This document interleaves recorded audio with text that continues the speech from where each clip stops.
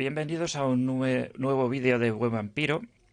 En este caso va a ser la tercera parte de una serie dedicada a el juego Mago El Despertar.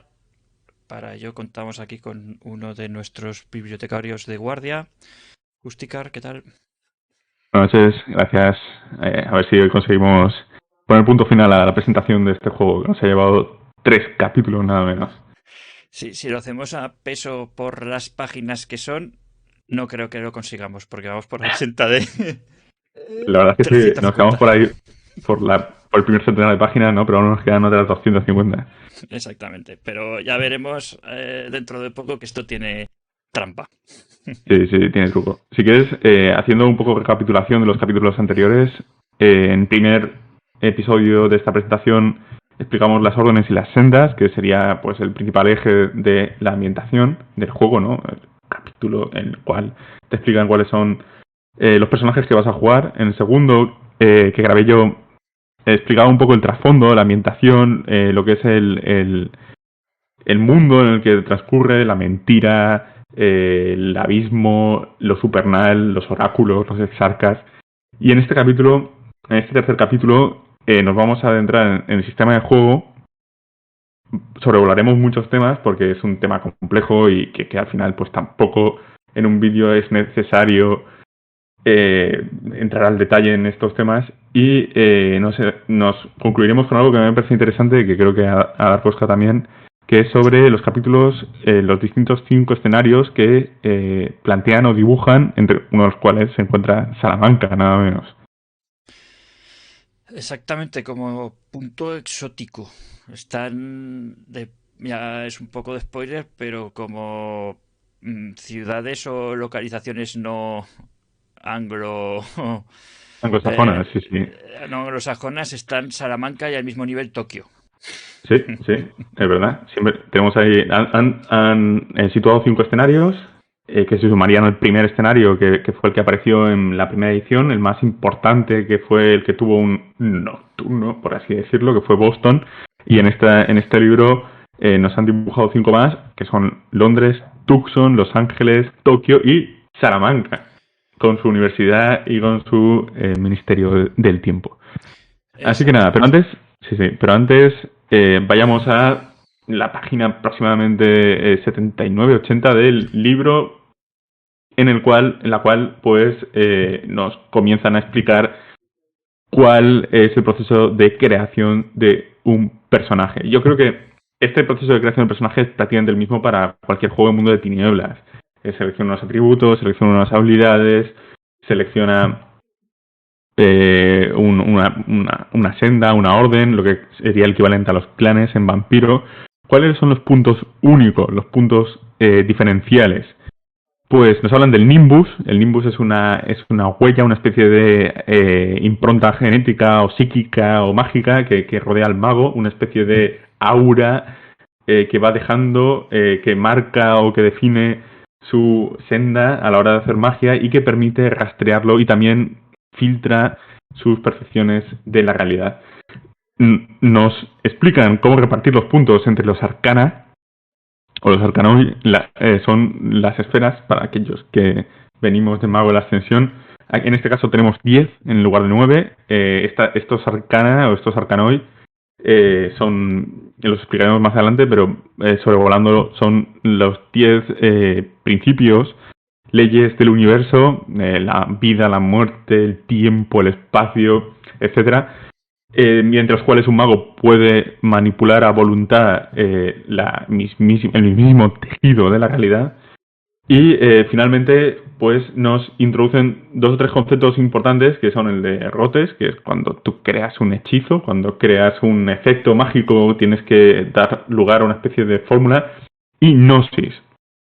Y gnosis es muy similar al arete de la ascensión, es tu grado de iluminación, es conforme el mago vaya despertando, conforme vaya ascendiendo, conforme vaya abriendo los ojos a esa realidad supernal que hay más allá y vaya descorriendo el velo, pues irá adquiriendo gnosis y por tanto podrá manipular mejor el mundo, ¿no? La realidad. Por otro lado tenemos el maná. El maná sería muy similar a la quinta esencia, una energía mágica que se puede almacenar y se produce en nodos, en lugares místicos. Y bueno, pues ahí el capítulo pues continúa explicando cómo crear el personaje, distribuir los puntos, los méritos. De este capítulo hay dos cosas que me interesan especialmente, que son el sistema de experiencia, que es algo nuevo y único de las segundas ediciones de Crónicas de Tinieblas, del Nuevo Mundo de Tinieblas, que no estaban en las primeras ediciones, y la sabiduría como sistema de creencias o de iluminación, que si bien es algo que estaba en la primera edición, no está presente en Mago la Ascensión, por lo cual resulta pues interesante presentarlo y contrastarlo. ¿Te parece dar cosa? ¿Comentarnos algo de esto? Perfecto, yo lo que quería comentar primeramente, como a nivel curiosidad del manual, que determina también en qué tiempo fue escrito, que se trata de un manual moderno, que esto está escrito en femenino, en la versión, en edición inglesa al menos. Sí, va combinando el uso de unos pronombres y otros, lo va alternando.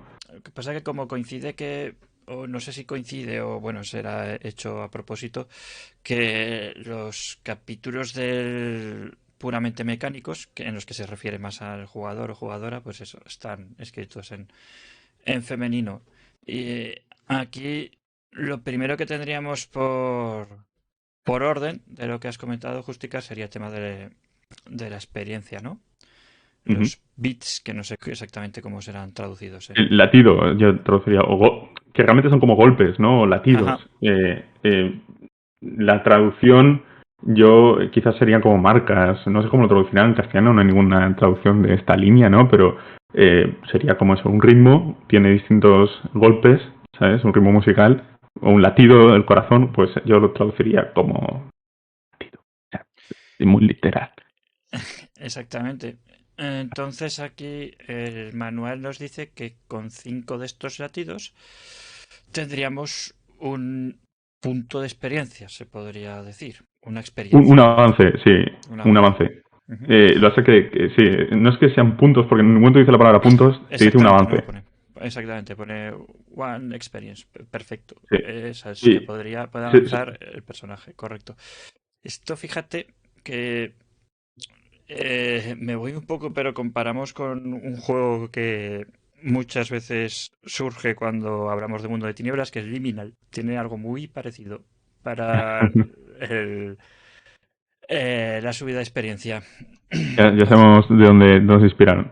Exactamente. Lo interesante de esto, de los latidos, ¿no? De estos golpes, que cuando tú formas un compás y avanzas de experiencia, bueno, la condición en la que surgen estos latidos es que tú vayas fallando tiradas o ganando éxitos por un gran margen o eh, perdiendo o ganando condiciones. Y esto es una mecánica que comparten todos los juegos de Cronos de Tinieblas, lo de las condiciones. ¿Y qué son las condiciones? Pues básicamente son cosas que anteriormente o antiguamente no marcábamos en la ficha, pero que en cierto modo condicionaban la forma de jugar. El que tu personaje estuviera enfadado porque lo hubieran retado o que hubiera sido humillado por un duelo o que esté frustrado porque el hechizo no le ha salido mal o que esté colocado porque entonces cuando hay un cambio importante en la mentalidad o en el estado emocional del personaje, ya sea sobrenatural o incluso puramente mundano, adquiere una condición y se la puede dar el narrador, ¿sabes? El narrador le dice, bueno, estás ahora bajo esta condición y hay una lista de condiciones. También pueden ser condiciones fisiológicas. Uno puede estar envenenado, puede estar aturdido, puede estar incapacitado, puede estar, Sería algo etcétera, ¿no? parecido a lo que en otros juegos se llama estados. Sí, sí, totalmente. Entonces, ¿qué pasa? Que cuando tú resuelves una condición, es decir, deja de tener efecto, no es una condición negativa, ganas uno de estos latidos. Y la acumulación de latidos, de ir superando condiciones, te permite hacer un avance de experiencia. Entonces, las condiciones no solo se obtienen, quiero decir, los latinos además no solo se obtienen mediante las condiciones, pero es la mecánica más importante. Y luego, aparte, existirían dos tipos de condiciones y dos tipos de avances de experiencia. Estarían las condiciones mundanas y las condiciones arcanas. No es lo mismo ser humillado que es haber sido embrujado o hechizado, y eso te daría una condición arcana. Y no es lo mismo un avance de experiencia que un avance de experiencia arcano, porque que ese avance de experiencia arcano te deja subir la gnosis o te deja subir los arcanoi, cosa que el avance de experiencia más mundano, más vulgar, no te permite. Eso es, mecánicamente, cada uno de estos tipos está presente o está relacionado con una parte de la ficha. Sí. Bueno, de hecho, en Nuevo Mundo de Tinieblas está muy claramente diferenciada la parte humana de la ficha, por así decirlo, de la parte Mm. sobrenatural. Entonces, pues eso, aquí Sí, la subida de experiencia es consecuente. claro. Y bueno, que lo bueno de Mundo de Tinieblas, del nuevo Mundo de Tinieblas, es que está mucho mejor pensado para mezclar líneas de juego, ¿no? Al final, la parte mundana de la ficha es la misma. Todos tienen virtud y vicio, todos tienen una escala de virtud, de integridad, de humanidad, de sabiduría, con lo cual resulta mucho más fácil mecánicamente, ya no transfondísticamente, que también, pero mecánicamente combinar las distintas líneas de juego. Bueno, Aquí, no sé si te gusta. Dime, sí, dime. antes de que pasemos a otro punto, sí que me gustaría decir que esto de que den experiencia, en este caso te darían un latido de estos, con el fallo de una tirada, también se Ujú. podría considerar, aunque es algo que ya lleva años sucediendo en otros juegos, también se podría considerar una mecánica moderna. Sí, sí. Desde luego no es las típicas mecánicas de Dungeon, ¿no? De Eh, simulacionistas. no exactamente, es premiar por fallar una tirada y que bueno, que el fallo o el conflicto hace avanzar la trama, ¿no? Entonces sí que podría decirse que con este sistema de subida de experiencia se estaría favoreciendo un sistema narrativo. Sí, sí, sí, es bastante negativo. El tema de las condiciones mola bastante y da un montón de oportunidades para desarrollar ganchos narrativos que permitan avanzar un personaje o avanzar una trama. Está muy chulo. Luego al final del libro lo sobrevolaremos, ¿no? Pero veremos que hay una larga lista de condiciones, de ejemplo, ¿no? Y creo que en castellano evidentemente no están, pero durante un tiempo vendieron cartas, ¿no? Te puedes imprimir una hoja de cartas y que puedes ir como narrador decir, bueno, pues le paso incluso boca abajo, ¿no? La condición al jugador para que él sepa que está bajo los efectos de esta condición, ¿no? Y que interprete en consecuencia, pero el resto no lo sepan. Esto fíjate que me parece extraño que no se lo hayan traído para las nuevas ediciones. Porque si no recuerdo mal, la experiencia solamente se da por tiempo, por sesión o algo así. En Entonces, Vampiro Quinta sí, Edición no han incorporado esto, ¿no? eso es. Lo han mantenido en lo que es en el Requiem, está en segunda edición y tal. En quinta edición de Vampiro han decidido ser más conservadores y optar por un sistema más similar al de V20 y anteriores. Eso es. Supongo que ya a los más nostálgicos les hubiera explotado la cabeza si hubiera puesto esto en Vampiro quinta edición. Sí, pero bueno, me parece bastante consecuente con lo que se vende en la portada del juego. Esta Sí, manera de avanzar. Pero bien, vale. Ya. Esto ya es opinión. Y aquí... Pero sí, bueno, sí, sí. también la podemos dar que narices para Que, nos que es, hacemos el que es vídeo. nuestro canal, ¿no? Exactamente. Eh, continuando con el otro punto, ¿no? Que me gustaría destacar, que es el de sabiduría, nos vamos a la página 87 del PDF. Aquí nos sitúan ante una escala de iluminación personal, por así decirlo, de sabiduría, que enfrenta dos polos opuestos, que son la sabiduría y el ubris. ¿Y qué es el ubris? Pues es algo que está muy presente en este juego, que ya estaba presente en su predecesor, en Mago de la Ascensión, que es esa arrogancia, esa superioridad, esa prepotencia que muestran aquellos que desafían a los dioses y que tienen el poder de cambiar la mismísima realidad. El ubris es lo que lleva a los héroes clásicos de las tragedias griegas a ser castigados por los dioses. Es lo que lleva a Prometeo a robar el fuego, o lo que lleva a Licaón a darle de comer sus propios hijos a los dioses. Es decir, es esa sensación de creerte superior, de desafiar las leyes del universo en los mitos griegos representados por los mismos dioses.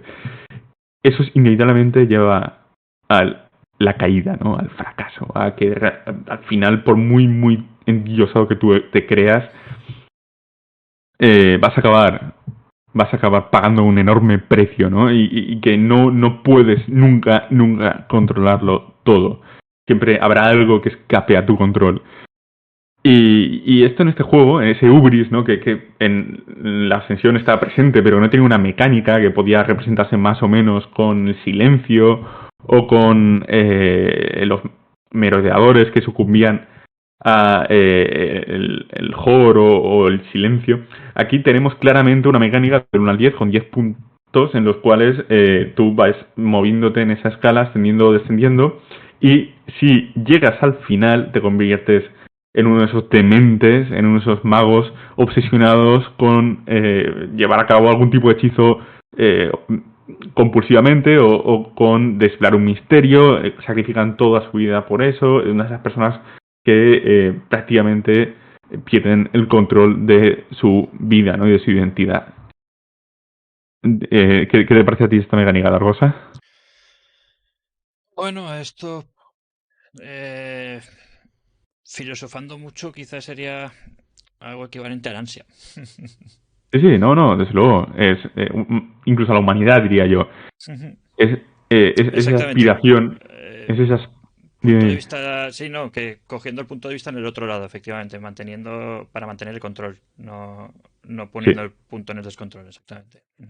No, quiero decir, uno intentaría alcanzar esa sabiduría, ese estado de sofía, ¿no? De iluminación, pero siempre con la amenaza de el lubris, de que te creas superior que el mismo universo de la misma realidad y que finalmente pues te devuelva la bofetada. A mí me gusta mucho el relato que te van presentando de un capítulo a otro porque realmente plantea una historia en la cual vemos el ubris de los distintos personajes, cómo se creen mejores que los demás, cómo creen que pueden arreglar la situación solos, sin pedir ayuda, y finalmente pues eso se acaba volviendo en su contra.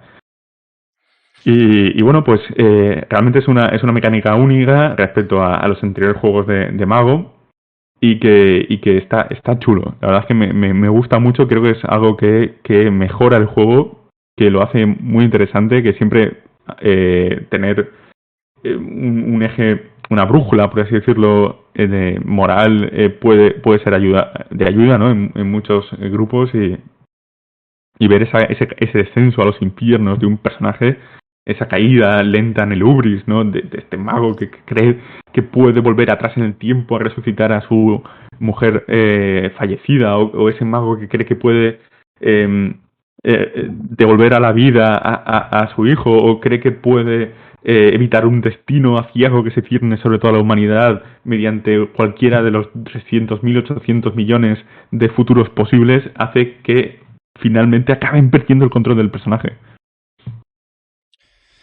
Esto es algo muy mundo de tinieblas y ya es otro tema opinable, pero para mí tener la mecánica para jugarlo ayuda. Sí, sí.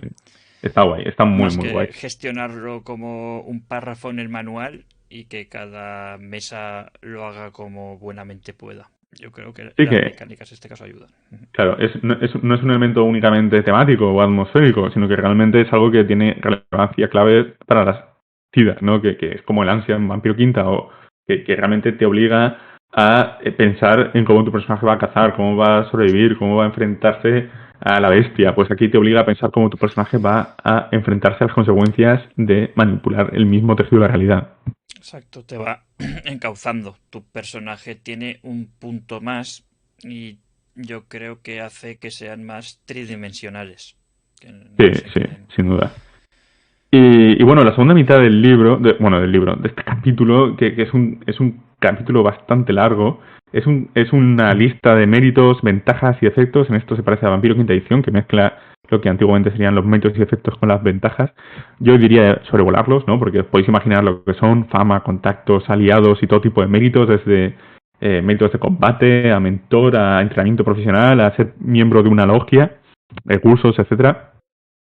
Y con eso nos adentramos en el capítulo 4, que es el capítulo 100, de la página 111. Y en este capítulo es en el que explican cómo funciona la magia. Es interesante el tema de cómo funciona la magia porque es bastante distinto de las ediciones anteriores. Y es que no tiras contra una especie de dificultad, sino que tú, cuando planteas un hechizo, el mago lo que hace es crear una imagen en su mente de lo que quiere hacer, de lo que quiere cambiar. Y cuanto más... Imago. Dime. El imago, ¿no? Sí, el imago, el mago. Cuanto más grande, si afecta a distancia, no es lo mismo magia por contacto que magia, pues lanzar, no es lo mismo quemar a una persona que tengas delante que lanzar una bola de fuego. Cuanto más escala tenga, cuanto más tiempo permanezca activo, son cosas que vas sumando y en lugar de subir la dificultad, lo que hacen es llaman umbrales a cada nivel que vas aumentando, de forma que estos umbrales van obligándote a sacar más y más y más éxitos hasta que alcanzas finalmente lo que requieres. Pero también van imponiendo penalizadores a la tirada, con lo cual es bastante difícil hacer cosas muy, muy complicadas como, por ejemplo, crear un portal en otro lugar que tú no siquiera estés viéndolo, que encima aparezca cuando tú quieras ir allí, ¿sabes? Es decir, conforme vas añadiendo variables a un hechizo, variables temporales, variables espaciales, todo este tipo de cuestiones va subiendo la dificultad. Y tenemos dos cosas que nos ayudan, dos mecánicas que nos ayudan a sumar dados a las tiradas y a bajar la dificultad, que son los yantras, los talismanes y los, digamos, artefactos que llevan los magos y que les permiten canalizar su magia con facilidad, lo que antiguamente serían los focos, ya sea un báculo, un libro o un mantra, literalmente, ¿no? Como una fórmula mágica. Y cuando dominan un hechizo de una forma bastante mecánica, cuando lo tienen bastante automatizado, se llaman rotes o efectos, por así decirlo. Son fórmulas que tienen ya tan interiorizadas que repetirlas les resulta muy, muy fácil. Normalmente son hechizos muy básicos, ¿no? Pero que pueden repetir con bastante facilidad o con bastante reiteración. Esto lo proporcionan realmente los legados, que es una tercera división en la creación de personajes que no hemos visto y que seguramente veamos más adelante, pero que, bueno, pues es interesante ya avanzar, que te permite aprender ciertas rotes. Aquí tenemos un concepto de uso de la magia a través de una caja de herramientas que efectivamente a partir de varios parámetros vas construyendo lo que sería el conjuro, ¿no? El hechizo. Uh-huh. Entonces tenemos de nuevo, como en Mago la Ascensión o en juegos similares, eh, la ventaja de que es muy abierto Sí. y puede, si el jugador es creativo y está sincronizado con el máster, que esto es lo complicado, te da una libertad casi completa para crear lo que necesites en cada momento. Tú no necesitas tener delante ningún listado de conjuros, ningún grimorio para decir cómo resolver una situación, sino con los valores que tienes de arcanos y las distintas puntuaciones que tengas en los parámetros que ha comentado Justicar, pues bueno, de ahí se puede ir generando el hechizo. Y como contrapartida, pues lo que he comentado antes, que la mesa tiene que estar perfectamente sincronizada porque no es algo, la magia no es concreta. Claro. Al principio no es fácil de entender. No. Esto es lo que realmente acaba rompiendo la cabeza de la mayor parte de jugadores que se acercan a Mago. Y eso que es lo más chulo de la ambientación. Y de Es la lo que vale mecánica el también. juego. Esto es lo que más mola del juego. Que es que te da una creatividad total y absoluta a la hora de hacer lo que tú quieres en el juego. No tienes una lista de hechizos, ¿no? Una lista como puede ser en Dungeons and Dragons, Pathfinder, la mayor parte de juegos de mazmorreo. O incluso el resto de juegos de Mundo en Tinieblas, ¿no? En Vampiro a nivel 1 de esta disciplina haces esto. A nivel 2 es lo otro. Taumaturgia funciona así también Claro, en Vampiro. Ujú. Es cerrado. claro. Es como en Dungeons and Dragons. Pero en este juego tú tienes las leyes del universo. Tú puedes ir manipulando la misma esencia de la realidad. ¿Y eso cómo funciona? Pues que tú te planteas qué es lo que quieres hacer y miras a ver con los arcanos que tienes cómo llegar hasta ahí. Por ejemplo, pongamos una cosa muy sencilla a priori, ¿no? Mi personaje quiere volar. Quiere llegar de un edificio a otro, ¿no? Desde una azotea a otra, quiere pegar un salto, está tan lejos que necesita volar. Podría utilizar vida para sacar alas, sería una burrada, ¿no? Produciría una barbaridad de paradoja, pero podría, si tuviera el dominio necesario del arcano de la vida, podría sacar alas, podría transformarme incluso en un cuervo, ¿no? Y llegar hasta allí utilizando la manipulación biológica de mis propias células. Si eso forma parte de mi paradigma, ¿no? Podría invocar un espíritu, utilizando espíritu para que me llevara hasta allí, ¿sabes? Podría utilizar correspondencia para abrir un portal o espacio, ¿no? En esta edición, para abrir un portal entre un lugar y otro. En lugar de volar, simplemente me teleporto. Podría utilizar fuerza para que en lugar de volar vaya sobrevolando, ¿sabes? Vaya propulsionándome o vaya a pegar un super salto o simplemente me vuelva ingrávido. O sea, hay 1000 formas de hacer las cosas y luego ya cuando empiezas a mezclar las esferas es cuando realmente esto gana mucha magia, ¿no? Porque dices, pues yo quiero, por ejemplo, quiero disparar y que el hechizo, o sea, el ataque le dé justo en una posición tal que un ataque súper crítico, ¿no? Pues no vas a utilizar únicamente fuerzas para aumentar el daño de la bala, sino que igual utilizas fuerzas y destino, ¿no? Porque realmente estás utilizando la mismísima trayectoria, el mismo eje para que la bala le pegue a la cuerda de la soga, ¿no? Que tiene ese tipo en el patíbulo y que salvarle la vida evitando que muera ahorcado, ¿no? Porque justo desde miles de kilómetros de distancia con un rifle has disparado, ¿no? Y estás utilizando los arcanos para mejorar el proyectil. Con ese tipo de cosas, ¿no? Puedes utilizar tiempo con correspondencia para moverte a otro lugar, teleportarte. Puedes utilizar tiempo con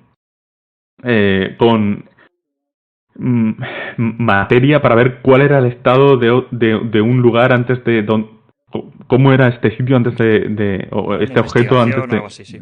Exactamente, o sea, ver el futuro, ver el pasado, ver futuros alternativos, cosas así, con tiempo más destino, cosas así. Entonces, no sé, un juego súper chulo y que da un montón de posibilidades a la hora de plantearlo y que si tienes eso, pues una buena sintonía, y te coordinas y entendéis más o menos cómo funcionan en el juego, tanto narrador como jugador, pues un juego muy disfrutable. Es más, creo que esto era un problema más patente antiguamente con el concepto del máster enemigo del jugador, que existió y existe, pero ahora en una proporción espero que mucho menor. Pero ahora, pues eso, con una mesa conjuntada tiene que funcionar como un cañón. Mi duda aquí, bueno, tenemos por una parte el tema de las rotes, ¿no? Que serían como atajos. Sí, fórmulas, Y sí. eso es, y que ahora veremos que aquí tiene un montón de páginas de ejemplos que también sirven pues un poco para avivar la creatividad del jugador, para saber lo que podría y no podría hacer. Por otra Claro. parte, con este sistema sí que le veo otra pega, entre comillas, que es exigente en el sentido de que para generar un hechizo y tirarlo, al principio costará tiempo, porque hay muchos parámetros a tener en cuenta. Claro, yo creo que como pasaba en otros juegos, tienes que acostumbrarte a entender cómo funciona el juego. Y esto de los avances, ¿no? Los umbrales, tienes que subir tantos umbrales de dificultad, porque si vas a intentar lanzarlo, pero la escala es mayor, es un sistema complejo en este sentido, ¿no? Y puedes llegar a necesitar leerlo varias veces. Cuando sea en castellano, yo creo que facilitará mucho que la gente lo juegue precisamente por eso. Eso es. Y jugarlo con calma, o sea, decir al principio, esto ya me refiero sobre todo si juegas one shot o algo parecido. Bueno, vale la pena de pararse a pensar, lanzar un hechizo y punto por punto ir explicando lo que implica cada Lo una estás de las haciendo. Sí, mecánicas. sí. Eso Porque tú es. cuando estás lanzando un ritual, algo que no sea un hechizo instantáneo, ¿no? que no sea lanza una bola de fuego, ¿no? Porque justo, claro, tú lo que estás haciendo es poner en marcha tus conocimientos de los supernats, de las verdaderas leyes y misterios del universo, para manipular, moldear la mentira que es ese mundo falso que te rodea. Entonces, cada vez que, conforme mayor es la manipulación de la mentira, más la dificultad, más son los éxitos que necesitas. Y alcanzar ese grado de dominio, ¿no? De que, vale, pues yo quiero hacer esto, al final, en la mayor parte de estos juegos acabas realmente sabiendo, manejando bien 2 o 3 arcanos, no manejar los 9. Y sabes muy bien lo que hay que hacer, lo que se puede hacer con ellos. Pero al principio cuesta entenderlo precisamente por toda esa libertad, esa creatividad que te permiten, y que si no estás acostumbrado a disponer de ella, resulta complejo. Lo más parecido a esto, aparte de Mago de la Ascensión, que es obviamente una influencia, es Ars Magica. Correcto. Y que Ars Magica pues, es un juego en el cual tienes como 5 o 6, si no me equivoco, verbos y luego elementos. Y tú vas rego, motus o creo igne, ¿no? Y creas el fuego. Pero luego perdo aquam y de repente borras el agua, ¿no? Entonces tienes que ir combinando esas 2 o 3 piezas para crear un hechizo. Y aquí pues tenemos una situación parecida en la cual vas combinando distintas esferas para crear distintos hechizos. Por salirnos Más allá de eso, sí, de raíz de MDT, porque sabemos que Ars Magica también tiene su relación, ¿verdad? Está interconectado con Mago. Otro juego que en su primera edición o en sus primeras ediciones tenía algo parecido a esto era Anima Beyond Fantasy. Cuidado con eso, que no tiene nada que ver, pero la magia era una caja de herramientas y ibas tú diseñando. Cada uno de los parámetros es muy parecido a esto, ¿no? Distancia, potencia, patatín, patatán. Acumulabas una dificultad, acumulabas una cantidad de Zeon, en este caso, en vez de maná, a gastar, y ¡pum! Lo gastabas. Pero eso, posteriormente, lo simplificaron poniendo Grimorio. Dijeron, uy, la gente se nos pega mucho rato aquí. A ver, es un juego que ya es de por sí, bueno, no entremos en Anima, pero es un juego que ya es de por sí. Simplemente por curiosidad, por decir, no es exclusivo de sí, la línea de no es único, pero sí que es algo muy, muy idiosincrático, ¿no? De Mago. Sí que no sé, esto me lo podrás aclarar tú. No sé si estaba tan presente en Ascensión el tema de las rotes como tal, como que te dieran tantos ejemplos. Yo no recuerdo que en Ascensión igual, pero el manual me lo leí muy poco. No está tan presente. A ver, luego, si nos vamos, por ejemplo, en el PDF, si vamos a partir de la página 128, ¿vale? Sí. Que va por orden. Lo veo bastante bien estructurado este tema, en el sentido de que primero te dicen que es la magia improvisada, ¿verdad? Que es básicamente lo que hemos explicado, y que luego pues hay unos hechizos que el mago los tiene entrenados porque los usa muchos, y hay otros que son las propias rotes que ya están escritas en diversos grimorios o... Que conoce todo el mundo, vaya. Exactamente. Que si tienes muerte 1, sabes qué puedes hacer con muerte 1. El tema, a ver, esto es algo que realmente viene de la primera edición de Mago al Despertar. Y es que cuando el problema que tenía la mayor parte de gente con Mago las Ascensión es que no sabía qué hacer con la magia. Y Brucato nunca ha sido muy, muy claro explicándose. O sea, y M20 no es especialmente clarificador, ¿sabes? Con cómo hacer magia. Y de hecho, te sacan luego un libro que es cómo haces eso para entender más o menos si no entiendes cómo funciona el tema. Aquí, en lugar de ello, en lugar de cómo haces eso, lo que te dan son pues 50, 60 páginas de ejemplos de hechizos.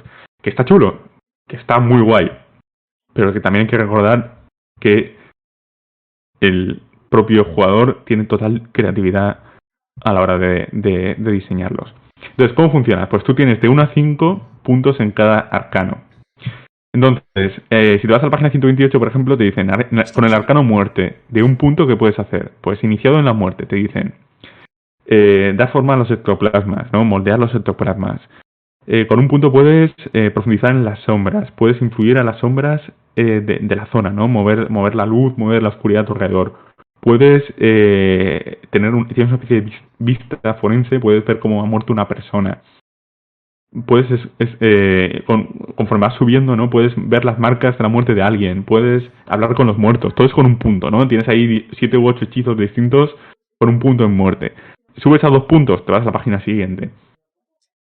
Puedes aparentar ser un cadáver. Puedes manipular la efímera, que es la sustancia de los espíritus gays, como se llama en el Nuevo Mundo de Tinieblas. Puedes pudrir las cosas, puedes etcétera, ¿no? Y conforme vas subiendo, pues te van dando más ejemplos, te vas a la página siguiente y tienes hechizos de nivel 3. El toque de la tumba, por ejemplo. El mago puede interactuar físicamente con los fantasmas y con las criaturas sintonizadas del crepúsculo. Puede empujar las cosas que están al otro lado del pelo. Puede moverlas, manipularlas, etcétera. Así hasta nivel 4, hasta nivel 5, en la cual pues al final ya puedes incluso invocar fantasmas a nivel 3. Puedes pudrir la carne, robar almas, exorcizar fantasmas a nivel 4 o traer un espíritu y anclarlo a un cuerpo muerto, ¿no? Como si estuvieras creando un zombie de la tradición haitiana.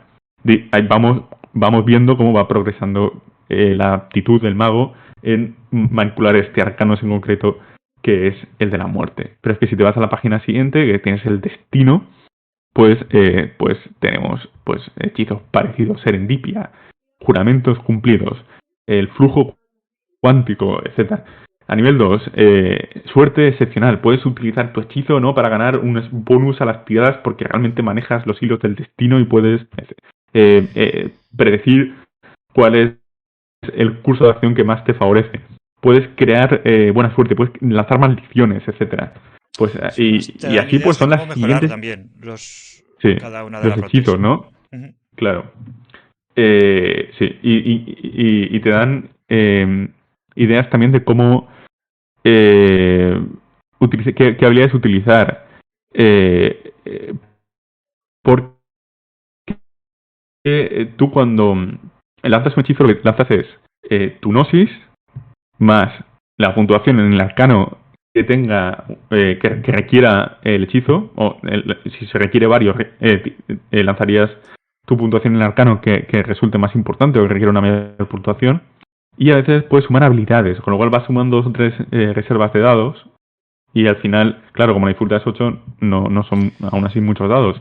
Pero, pues de este modo, dependiendo del hechizo, dependiendo del ritual que estés realizando, puedes utilizar unas habilidades u otras, utilizas un arcano u otro, y siempre sumas pues tu puntuación de gnosis, que representa tu comprensión de lo supernatural. Eso es. Y bueno, pues, yo pasaría toda esta sección porque sí, se replica la estructura pues para todos los arcanos. Ya está, claro. No entraría más en ello, sí. Con vida, materia, mente, puedes leer la mente, luego puedes plantar recuerdos, hasta robar los recuerdos que se os puedan ocurrir, ¿no? Incluso crear atracción sobrenatural, crear repulsión, etcétera. No, los hechizos de mente siempre son muy insidiosos.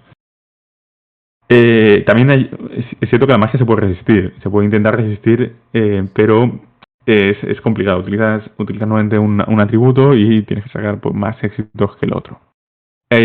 Antes de pasar al siguiente capítulo, sobre la página 200 más o menos, nos hablan de un tema que está introducido en este libro, pero que dejan en mayor profundidad para las expansiones, para los suplementos, que son los legados. Los legados son una cosa interesante. Son el tercer nivel de ese eje dimensional de coordenadas y ordenadas, ese eje espacial, que producen las sendas y las órdenes. Entonces, si nosotros en este juego tenemos sendas que definen cómo nuestro personaje hace la magia, ¿no? Cómo la manifiesta, cómo ve el mundo, cómo la filtra.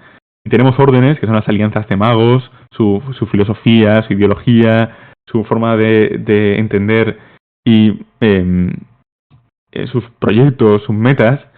Por último, tendríamos una tercera que es opcional, que son los legados. Que para que me entendáis, los que no habéis jugado a Vampiro o otros juegos de Mundo de Tinieblas, podrían compararse con las líneas de sangre. ¿Y a qué me refiero? Pues a que tu personaje puede intentar formar parte de un legado o fundar el suyo propio. Y eso no está, sí que está asociado a una cultura o a un lugar en concreto o a un lugar mucho más minoritario de un grupúsculo de hechiceros. Un legado podría... Dos magos, por ejemplo, Cirsus, que manejen la magia chamánica, uno podría pertenecer a un legado de los Bjornar o la magia rúnica escandinava y otro podría pertenecer a un legado de magia haitiana vudú y que ambos utilicen la magia de los espíritus o la magia de la vida y ser prácticamente los dos grupos chamánicos, ¿no? Pero que uno tiene un tipo de hechizos más conectados, que tiene las rotes que le ayudan a invocar espíritus y otro que le ayudan a ver el futuro o transformarse en oso polar, por decir algo, ¿sabes? Entonces eso de los legados es lo que nos permite añadir esa tercera pincelada, ese último matiz a la hora de crear un personaje. Y nos ponen un ejemplo, que me parece un poco tonto, pero bueno, que es de la 11ª pregunta, que está en la página 200, ¿no? Que nos dan un ejemplo, ¿no? de legado de este grupito de gente que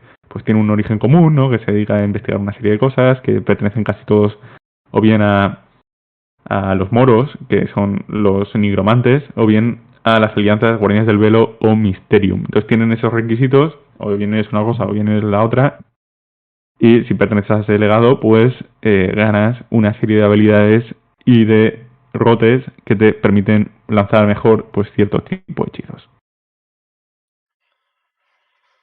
Perfecto. Sí que creo que esta parte queda como un poco en el aire. Como una Sí. idea, pues bueno, ya has comentado que era opcional, pero tampoco se incide demasiado en ello. Ya, le diga un poco espacio. Luego tienes ahí varias páginas de ejemplos de legados, Eso es. a partir de la página 202 más o menos. Más resumidos. Sí, muy resumidos, pero esto realmente aparece mucho más explicado en suplementos. Realmente en los suplementos ves la importancia que tienen los legados. Igual que en los suplementos de Requiem aparecen líneas de sangre y en los suplementos de Hombre Lobo aparecen sectas o una especie de agrupaciones locales, clanes dentro de cada tribu. Aquí pues tenemos los legados. Y bueno, con eso ya saltaremos al capítulo siguiente, que es el capítulo 5, que es el capítulo en el que nos explican el sistema de juego de Mundo de Tinieblas. Las tiradas, los atributos, las habilidades. Lo conocéis. Aquí volvemos a recordar que esto es segunda edición y por eso incluye esta explicación básica del sistema. En primera edición pues teníamos el libro azul. Claro, esto realmente es algo que es nuevo en las ediciones de Crónicas de Tinieblas. Aquí está explicado pues desde el proceso más básico de que es un atributo y que es una habilidad a cómo combinarlos para hacer una tirada de conducir o de atletismo, cosa que en la primera edición pues se lo ahorraban porque sacaban un libro único que compartían todos los manuales. Aquí pues lo han reintroducido en los distintos juegos. Y aquí a Ahí lo también, mejor, sí. sí, por comentar un poco por encima, de manera resumida, cómo funciona el sistema, pues al final vuelve a ser un pool de dados, solo que aquí la dificultad es fija siempre, ¿no? Aquí es 8. Sí, sí, siempre es dificultad 8, a diferencia de las ediciones anteriores de Mundo de Tinieblas. No restan los unos, lo cual es importante. No restan los unos, lo cual realmente ya es una diferencia sustancial a la hora de conseguir Brutal. éxitos y reduce mucho la varianza estadística. No se produce ese efecto extraño, ¿no? De la varianza en la cual pues no podías tener dificultad 10 porque restaban los unos y tal. Y hay una regla muy chula que me gusta mucho, que más está en muchos juegos. Yo creo que en Legado 5 Anillos y en Séptimo Mar también está, que se llama 10 otra vez. Que Sí, si sacas un 10, vuelves a tirar al lado. correcto. Claro, fácil de entender, premias sacar 10, con lo cual tienes 8, 9, 10 como posibilidad de éxito, ¿no? Pero si sacas un 10, vuelves a tirar al dado. Además, existen ciertos legados, ciertos bonus, ciertos hechizos que te permiten, en lugar de ser 10 otra vez, pues tirar 9 otra vez, ¿sabes? Y Eso es, incluso hasta si estás 8. muy especializado, hasta 8, sí. Pues Eso es. cada éxito lo repites. Aquí, haciendo una cuenta muy básica, sin tener mucho en cuenta, bueno, teniendo incluso en cuenta esto del 10, nos sale que tienes un porcentaje de éxito de un 35 o de un 40, ¿no? Por dado. 30 y algo. A ver, sería un 30% sin contar el 10, teniendo Ujú. en cuenta que existe la posibilidad de que cada 10% de veces vuelvas a tirar el dado y se sume un 30%, sería un 33%, ¿sabes? Por cada dado aproximadamente. O sea, que para sacar un éxito más o menos harías la cuenta de tirar 3 dados, ¿no? Sí, Aproximadamente. lo hace que tiras muchos más dados que en mascarada, porque en mascarada, aparte de que realmente tenías una posibilidad de éxito del 40%, pues esto ya es estadística que igual nos estamos yendo, pero del Bueno, 40% muy básico. pasa al 33%. Pero en mascarada normalmente tiras dos reservas de dados, atributo más habilidad, Atributo por más ejemplo. habilidad. Ujú. Y aquí tiras normalmente tres, atributo más arcano más habilidad, atributo más arcano más disciplina, ¿sabes? O, ¿me explico? Con lo cual, normalmente las reservas de dados son mayores. Normalmente en lugar de tirar 5 o 6 dados, tiras 8 o 9. Se compensa. Y como tiras más dados y encima no existe tanta varianza, pues es más manejable el azar. O esa impresión tengo yo, ¿no? Por mi experiencia personal jugando a Requiem. Pero bueno. Te explican también el daño, contundente, letal, agravado, etcétera. Dime. No, simplemente aquí quería comentar lo que me parece también relevante del combate, ¿no? Que está relacionado con el daño, que existe, pues igual Ujú. que en Requiem, el umbral de daño, ¿no? Como se llama aquí, Sí.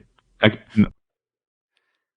no, no recuerdo, pero bueno. aquí no haces esas tres tiradas enfrentadas que hacías más. Bueno, no enfrentadas, sino tres tiradas simples, ¿no? Que hacías Eso es. para impactar, para herir, para que el otro absorbiera. No, aquí realmente haces una tirada y si con esa tirada, si superas la defensa del otro, si superas el umbral de daño, ya la misma tirada te dice cuánto daño le haces. Porque aplicas el modificador del arma y punto, ¿no? Y lo cual hace los combates mucho más dinámicos y mucho más rápidos. Y eso, pues, mola bastante. ¿Te Sí, acuerdas cuando jugamos a Requiem, no? Que los combates eran bastante rápidos. eso te iba a recordar, efectivamente. Esto lo tenemos probado y básicamente eran las dos cosas que quería destacar del sistema. Recordar un poco por encima cómo iban las tiradas y para mí es mejora o el avance que hicieron con el combate.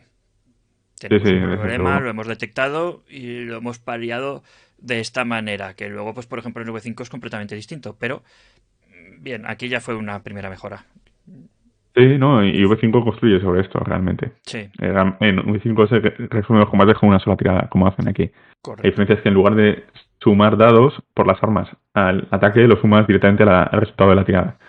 Y que en lugar de ser una tirada simple, es una tirada enfrentada. Pero bueno, vaya, que es una tirada igualmente. Con eso pasamos al capítulo 6, que está más o menos a partir de la página 235, que te explican un montón de cosas que ya hemos visto, que hemos hablado, que es el capítulo que estuve explicando también brevemente, las otras facciones que no eran ni los videntes del trono ni las órdenes más importantes. Te explican quiénes son los desterradores, quiénes son los dementes, ¿no? Los que han sucumbido al Ubris, los infernalistas, los robaalmas, los liches. Aparecen los Tremer, una palabra que han eh,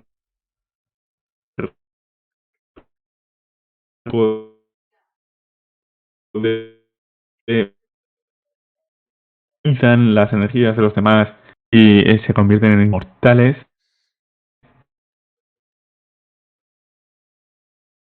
Explican los distintos reinos astrales, los reinos de la sombra, la umbra, esas tierras más allá de este mundo que un mago puede navegar o incluso puede de las puede invocar a otros seres, demonios, ángeles. Te hablan de que cada reino, cada arcano tiene asociado un reino. Entonces te hablan, por ejemplo, de Oneiros, el alma personal, el reino de la mente. De tenemos, o de menos, el alma de la humanidad. Te hablan de, pues eso, distintos planos, las distintas criaturas que pueden encontrar en ellos desde pues, lo más desde elfos y criaturas féricas del reino del destino a los mismísimos demonios del reino de la mente y pues cómo invocarlas, ¿no? Que es un sistema bastante complicado, pero que bueno, pues aquí está explicado, que yo no creo que merezca la pena detallarlo, pero ¿tú qué te parece? No, vamos a dejarlo estar. Esto ya para el que quiera. Sí, ¿no? Porque sí. Requiere de lectura. Yggdrasil se llama el reino del espíritu. Sí, es una lectura compleja esto. Y los familiares, criaturas que puedes atar para que te sirvan, cosas así. Hay una cosa de todas formas que me gusta, que es interesante, que dicen, bueno, hay una tabla por ahí, todo en la página 257, o sea, sobre cómo invocar y atar distintas criaturas. Hay una cosa que me gustó, que es que te dicen que nuestro mundo no es el único mundo de la mentira, sino que aparte de la realidad supernal, esa realidad en la cual digamos del que emerge la paradoja y emergen las criaturas abismales que van corrompiéndonos, aparte de esa división platónica, ¿no? entre nuestro mundo y el mundo verdadero y ese vacío ese que nos divide, existen otra multitud de mundos falsos que ya son copia de la copia, que es copia de nuestro mundo. Y normalmente son mundos a los cuales los magos pueden... Vale, pues estábamos comentando el diagrama que tenemos en pantalla para realizar una invocación que realmente no es sencillo. Sí. Correcto, sí. Antes de que perdiéramos la señal misteriosamente, probablemente fruto de la paradoja, decíamos que tenemos aquí un complejo sistema de cómo materializar una entidad de la efimeria, ¿no? Una entidad efímera, una entidad disforme para aquellos que han jugado Warhammer. Y bueno, pues básicamente es un sistema complejo en el que, pues dependiendo de dónde venga, ¿no? Y cómo la materialices, cómo la invoques, cómo la ates, cómo el círculo de protección, etcétera, pues tienes que hacer unas tiradas u otras y dura un tiempo u otro y bueno, pues siempre está chulo, ¿no? Este tipo de cosas son las que ponen la magia en Mago. Y bueno, pues aquí tenemos ampliamente explicado el proceso. Y el capítulo concluye con dos cosas que quería comentaros. Una que me llamó la atención era que este mundo no era el único que habitaba bajo la mentira, sino que nuestro mundo a su vez se ha reflejado en otras mentiras, la mentira de la mentira, que es la copia de la fotocopia, en las cuales no necesariamente se cumplen exactamente las leyes del universo, porque poco a poco se va degradando, poco a poco se va corrompiendo. Y son mundos a los cuales los magos pueden explorar y viajar, pero rara vez vuelven. Y pues son mundos extraños, mundos que dan lugar a paisajes no euclidianos. Y podemos imaginar pues mundos en los que no existe la muerte, o mundos en los que no existe la materia, o cosas por el estilo, ¿no? Y por último, el capítulo concluye en la página más o menos 258, 8 con explicaciones de condiciones. Habíamos dicho que el libro incluye una lista de condiciones y es al final de este capítulo donde se incluyen. Y tenemos aquí algunos ejemplos. Por ejemplo, ancla. Ancla, el sujeto es resonante también, abierto, alcance, un portal, engrilletado, materializado. Aquí creo que estamos siempre hablando de condiciones sobrenaturales. También, por ejemplo, tenemos poseído, condiciones de la númina, como por ejemplo aura de mente,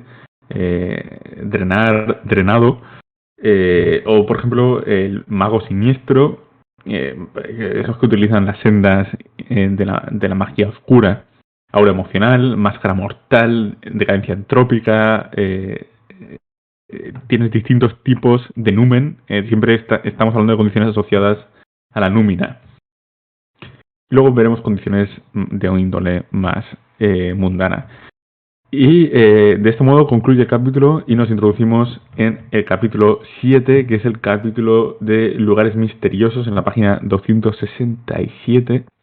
Son escenarios, distintos lugares que dan una pluralidad de enfoques y misterios. Los misterios normalmente son pues tramas, ganchos argumentales que nos permiten pues construir una historia, una partida. La primera edición de este juego teníamos un apéndice con Boston, una ciudad que además recibió suplemento propio. Boston pues tenía su nocturno y podíamos explorar pues esta ciudad con un legado tan importante, ¿no? de Nueva Inglaterra, de los juicios de brujas, de Salem, este tipo de puritanismo protestante que está asociado a la región y ese legado también irlandés que se deja ver en la zona. Aquí rehuyen de repetir el mismo escenario, no volvemos a Boston y nos dan a conocer primero Londres, una ciudad que conocemos sobradamente. Aquí en Londres lo que dibujan o destacan particularmente es la presencia de extraños senderos místicos que van uniendo como líneas ley lugares del mapa de Londres y que conforme vas transitando van llevándote o produciéndote experiencias arcanas y sensoriales únicas y completamente diferentes. A veces se abren estos portales de un lugar a otro y me ha recordado mucho, Dargoja se acordará de el cómic From Hell, ¿no? Que aparecen. Hay un par de páginas muy chulas en las cuales va el personaje protagonista, ¿no? Que es ese cirujano masónico, explicándole al cochero la importancia, ¿no? de la geometría de Londres, cómo distintos lugares están conectados, ¿no? Estas iglesias con otras y cómo forman un mapa místico de la ciudad que conecta Buckingham Palace con un lugar u otro, ¿no? ¿Qué te ha parecido este escenario? Y esto está plasmado exactamente, ¿verdad? Hay un párrafo en el que te comenta distintos lugares de Londres en los que puedes encontrar estos símbolos arcanos. Bueno, a ver, Londres en Mundo de Tinieblas siempre ha sido importante y aquí lo que se propone, pues no me parece el más original de los mundos, pero yo creo que puede funcionar. Está bastante bien. Es un poco... Y también. Sí, bueno, ahora veremos porque tienen una estructura, estos escenarios, ¿no? Primero te explican, tienen una breve introducción, luego te explican lo que tienen de particular y por último te explican cómo está la política, cómo están las distintas facciones representadas. Y yo creo que esto es un poco la zona más arquetípica, ¿no? Más ortodoxa, sería Londres. Sí, de entre los distintos escenarios, este sería el más convencional, ¿no? Por así Eso es. decirlo. Tenemos todas las facciones representadas, hay una amenaza que puede barrer esas facciones, además son los desterradores, no son los pieles del trono, que serían la facción antagonística o antagónica principal. Aquí nos colocan de principal villano del juego a los desterradores, que son aquellos magos que renuncian a la magia y que quieren prohibirla, destruirla. Serían comparables a la tecnocracia, ¿no? De mago a la ascensión. Y los desterradores, ya sean individuos solitarios o cazadores de brujos, van purgando Londres de la influencia de lo sobrenatural. Podemos imaginar pues estas típicos combates entre la niebla londinense con un ambiente victoriano, ¿no? Mientras suenan a lo lejos las campanadas del Big Ben. Esos hechizos llevados a cabo, ¿no? Esa estética que al final también es la que encontramos muchas veces incluso en cómics y películas de Doctor Strange, ¿no? Eso es. Creo que Yo esta realmente lo usaría quizá como escenario de inicio, de base. sí, sí. El segundo que nos plantean vuelve a ser un escenario americano, un escenario anglosajón. En este caso, si Boston era el escenario de la costa este, nos llevan a un escenario de la costa oeste. Los Ángeles es una ciudad, como sabéis, una megalópolis, una de las ciudades más grandes de los Estados Unidos, prácticamente en la frontera sur con México. La ciudad de las estrellas, la ciudad de Hollywood. ¿Y qué es lo que tiene de particular en este mundo? Pues lo llaman intrusiones astrales. Son visitas de entidades de otras dimensiones que aparecen, a veces dejan señales en los muros que parecen contener algún tipo de mensaje arcano. Nadie sabe qué significan, pueden aparecer desde la misma playa de Venice Beach hasta el paseo de Monterrey, puede incluso aparecer en ese observatorio, ¿no? En el cual pues nos enfrentamos a un hombre lobo en el Bloodlines o James Dean buscaba su causa.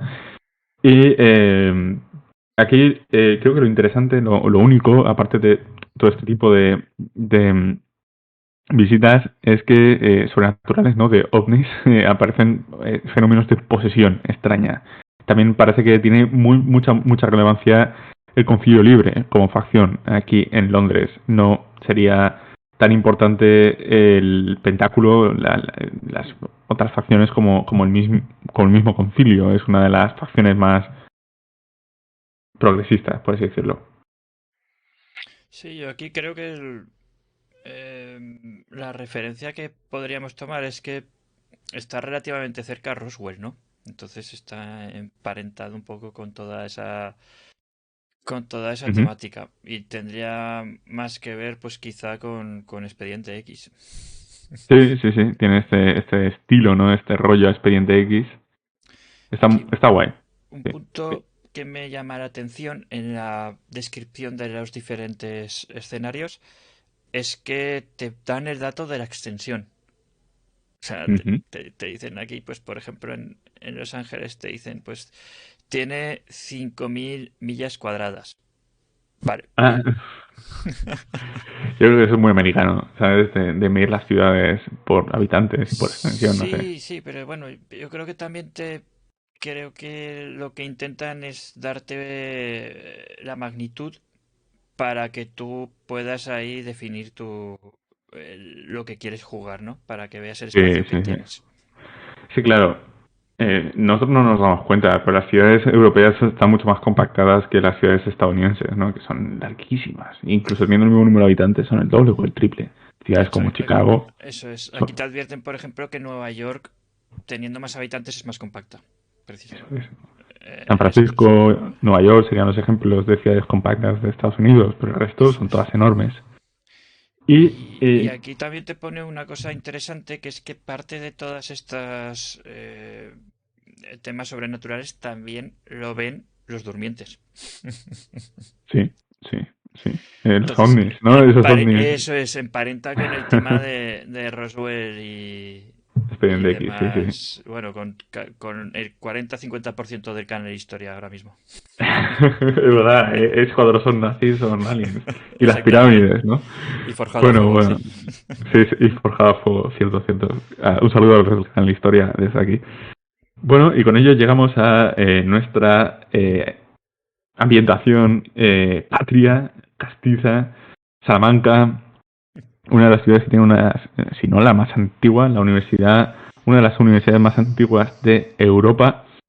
Nos dice que es una ciudad pequeña, realmente es una ciudad pequeña. Nos dicen ahí que tiene más de 154.000 habitantes, que es muy poquito realmente comparado con la mayor parte de ciudades de España.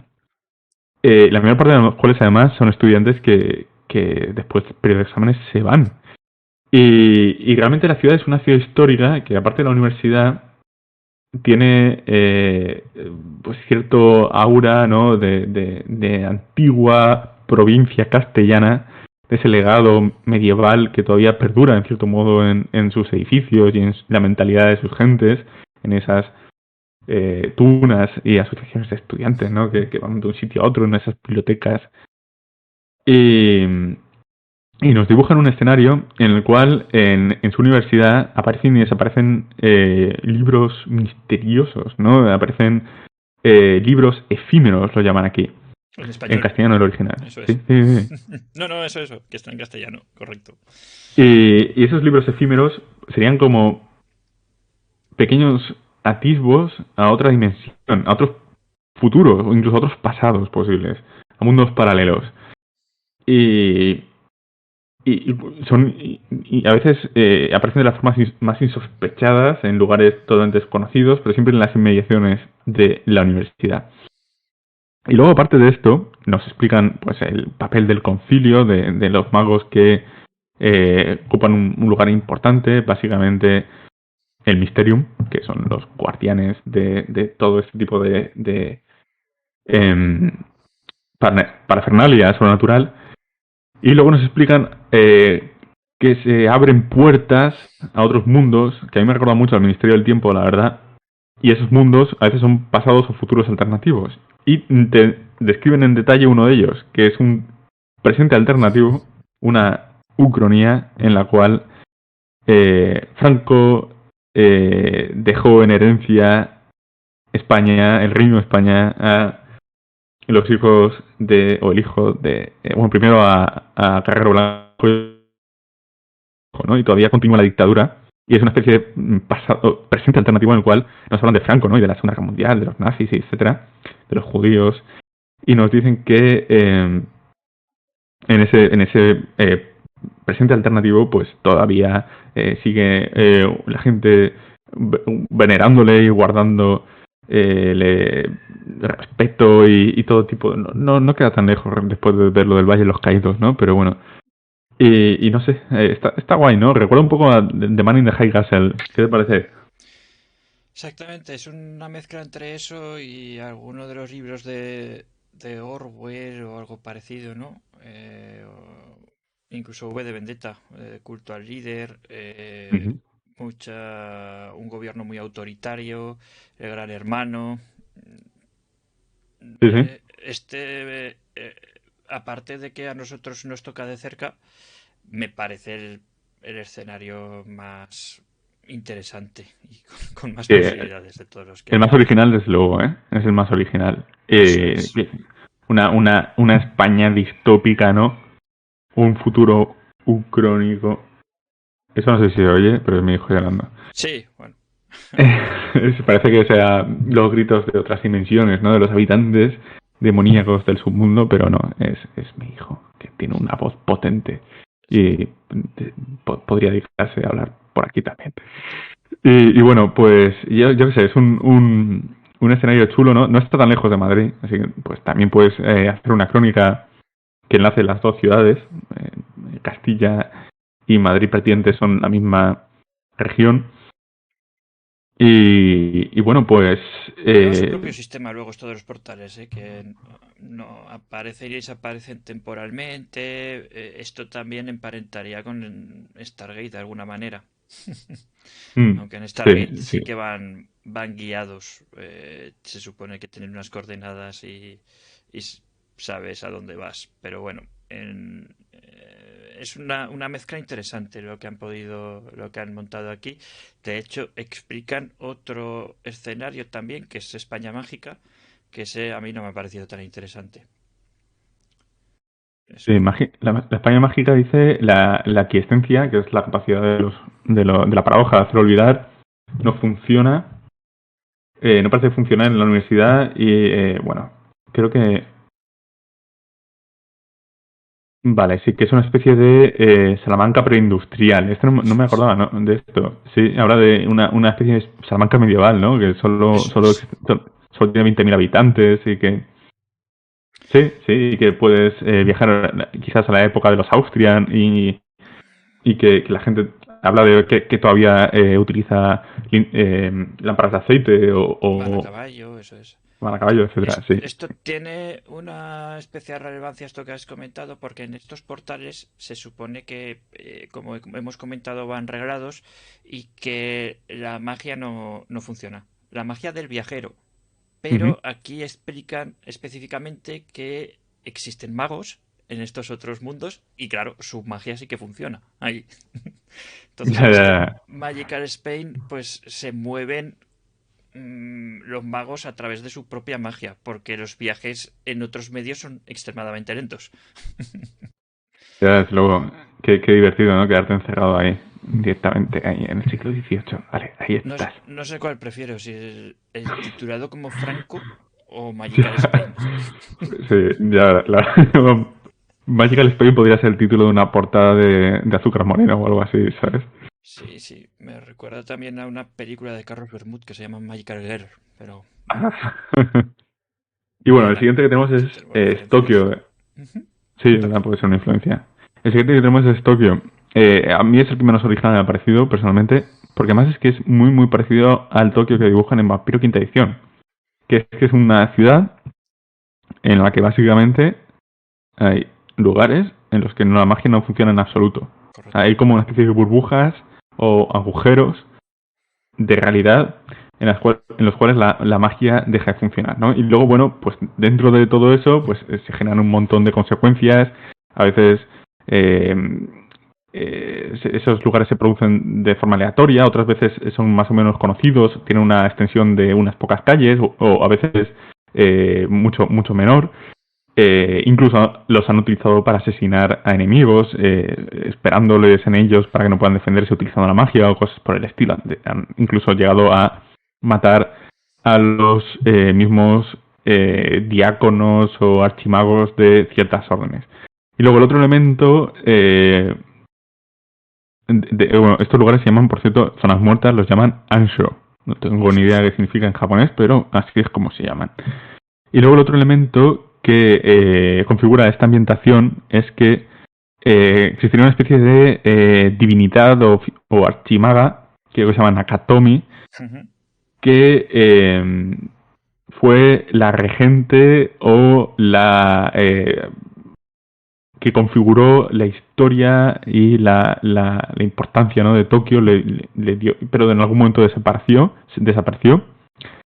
Y desde entonces sus sucesores, las distintas alianzas de magos, han entrado en guerra según su legado, según lo que ellos creen que deberían hacer, siempre en memoria de Nakatomi. Y pues tenemos los Nakatomi no Mikoto, los Nakatomi Senpai, que son los mentores, y los Nakatomi Sama, que son las distintas alianzas políticas que se alinean según la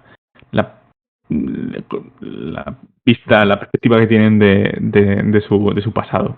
¿A ti qué te ha parecido esto? Yo la verdad es que con este escenario he desconectado completamente, ¿eh? Yo me he quedado con un dato intrascendente, pero que es lo que me ha gustado, que es que Nakatomi es el nombre del rascacielos en el que se desarrolla La Jungla de Cristal, película Ah, navideña donde las haya, que está pues en sí. Los Sí. Ángeles, que Pues mira, también ya es sabemos. el primer escenario. Ahí tenemos la relación. El resto, la verdad es que no me ha interesado para nada esto. Ya, Pero ya, es que es el más flojillo, yo creo. De todos los escenarios es el más flojo. Y pues es que es eso. Ah, no, mira, luego están las órdenes que son los Konkou no Ya, Hyu Hyunjo Ya y Shikiri no yo, Sugosa. la verdad es que todo este acercamiento, bueno, ya hemos visto en diversos juegos acercamientos al mundo oriental, ¿no? Del mundo de Ujú. tinieblas y no suelen funcionar demasiado bien. Ya, a ver, en este caso por lo menos no han intentado darles No es tan directamente. invasivo como Sleeper Oriente, Exactamente. pero Ya, ya, no, sí. En Mago, por nada ejemplo, que ver. Sí, en Mago, la ascensión, los chinos y los japoneses tienen sus propias tradiciones, tienen su propia tecnocracia y tienen su propia forma de hacer magia. Y, bueno, utilizan esferas, afortunadamente, ¿no? No como en Sleepy Oriente los vampiros o los changeling de Isien o los Gokai, ¿no? Como se diga, de los hombres lobo. Aquí en Mago fueron relativamente bastante respetuosos con el tema. Aquí directamente también, o sea, te dicen las órdenes son las mismas. Tienes también el Mysterium, los Guardianes del Velo, la Escalera de Plata, y la forma de hacer magia es la misma. Lo único que le dedican es un recuadro en la página 279 ahí estamos, sí. al Ki, que te explican más o menos cómo pueden utilizar el ki, manifestar la magia. Y bueno, pero dentro de lo que estábamos antiguamente, ¿no? Hace 20 años habituados, no es no es racista, por lo menos dentro de lo que es mundo de tinieblas. No, no, y esto es muy suave. Esto sí que es un escenario jugable y que Sí, sí. sigue las mismas directrices que el resto. O sea, Es poco eso es, original, pero simplemente es eso. eso es. No es que sea malo, simplemente pues bueno, pues habrá gente que le guste. Eso. Yo, ya está. Y Y si luego, quieres pues ubicar bueno, aquí una trama, ¿no? Pues oye, tienes un comienzo de pues un sí, par sí. o tres de elementos que puedes coger o no, pero eso no es, no te cambia la concepción del juego ni nada importante. No, no es un juego distinto, No, como venía siendo habitual en Mundo de Tinieblas, que todo lo efectivamente. japonés chino era un juego distinto.